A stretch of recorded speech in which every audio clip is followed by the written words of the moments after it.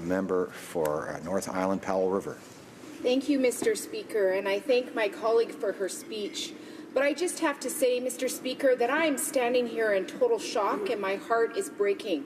We have an international responsibility to show leadership when something this awful happens. Today we are debating the U.S. travel and immigration ban. That is what we are here to talk about.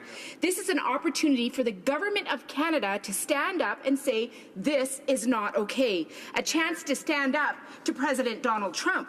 This is not okay. This is a ban based on race, religion, or place of birth. We need to stand up and say no. This isn't going to happen, and we're going to make sure our voices are heard. I know that we're a welcoming community.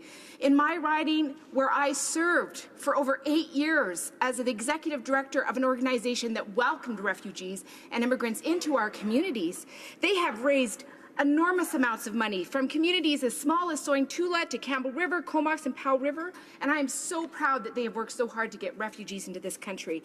But, Mr. Speaker, if one of us is not safe, then none of us is safe. So today, we are asking the government to stand up. Stand up for Canadian values. Why will this government not suspend the Safe Third Country Agreement? Honourable member for Scarborough Centre. Thank you, member. Thank you, Mr. Speaker, and I want to thank the honourable member for her question.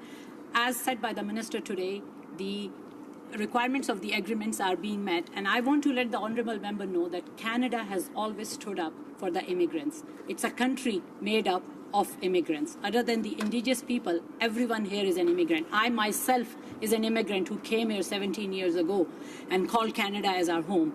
And I think regardless of our culture, regardless of our faith, regardless of the color of the skin, Canada has always welcomed new immigrants and will continue doing that and will continue to be the beacon of light for the whole world.